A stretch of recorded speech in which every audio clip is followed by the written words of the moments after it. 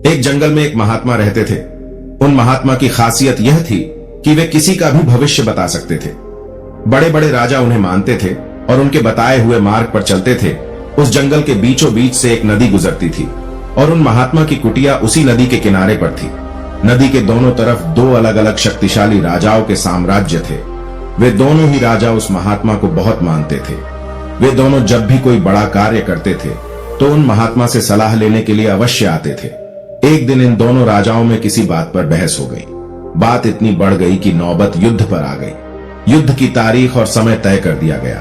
पर जैसा कि दोनों राजाओं का एक नियम था कि जब भी कोई बड़ा कार्य करते तो वे दोनों उस महात्मा की सलाह जरूर लेते थे।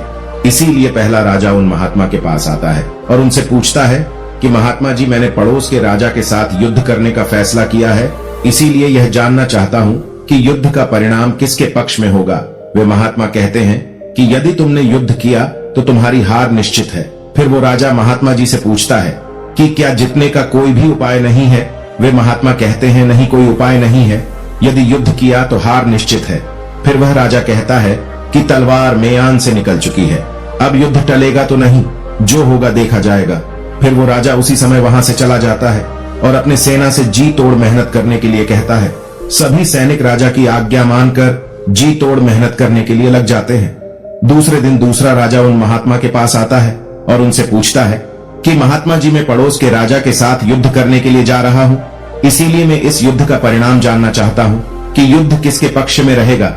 वे महात्मा कहते हैं कि निसंदेह जीत तुम्हारी है और उस राजा के पास तुम्हें हराने का कोई उपाय नहीं है। उन महात्मा की बात सुनकर वो राजा बहुत ही ज्यादा प्रसन्न हो जाता है और सीधा जाकर अपनी सेना को यह खुशखबरी सुनाता है कि युद्ध में उनकी जीत पक्की है। ये बात सुनकर उस राजा के सैनिक भी बहुत खुश हो जाते हैं और युद्ध की तैयारियों में लग जाते हैं। समय बीतता गया और आखिर युद्ध का दिन आ जाता है। फिर युद्ध की रणभेरिया बजाई जाती है और युद्ध शुरू हो जाता है। दोनों सेनाएं एक दूसरे के साथ भीड़ जाती है और मार काट मच जाती है। देखते ही देखते जिस पहले राजा की हार निश्चित थी, वे दूसरे राजा की सेना को ढेर कर देती है और पहला राजा वो युद्ध जीत जाता है जिसे उन महात्मा ने कहा था कि वो युद्ध हार जाएंगे।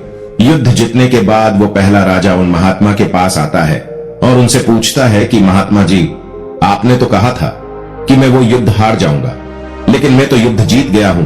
आपकी भविष्यवाणी गलत कैसे निकली। फिर वे महात्मा उस राजा से कहते हैं कि मैंने तो वो कहा था जो तुम्हारे भाग्य में लिखा, लेकिन तुमने अपने कर्म से अपने भाग्य को बदल दिया।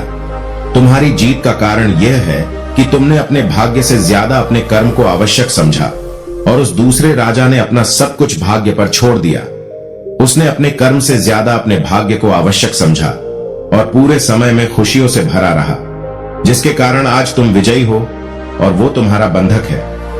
दोस्तों, यह बात सच है कि सब कुछ हमारे हाथ में नहीं होता है, लेकिन यह भी सच है कि बहुत कुछ हमारे हाथ में होता है, लेकिन हम उसे भी भाग्य के भरोसे छोड़कर जीवन भर रोना चुनते हैं। दोस्तों, लोग जानते हैं कि स्वस्थ कैसे रहा जा सकता है, लेकिन समय ना होने का बहाना बनाकर वे अपने अंदर बीमारियां पालते रहते हैं और जब कोई गंभीर बीमारी हो जाती है तो वे लोग अपने भाग्य को दोष देना शुरू कर देते हैं। दोस्तों, अगर आज हम किसी समस्या में हैं तो वे सिर्फ हमारे पुराने गलत कर्मों के कारण हैं और कल अगर हम इस समस्या से निकलेंगे तो वे सिर्फ आज के अच्छे कर्मों के कारण ही निकलेंगे।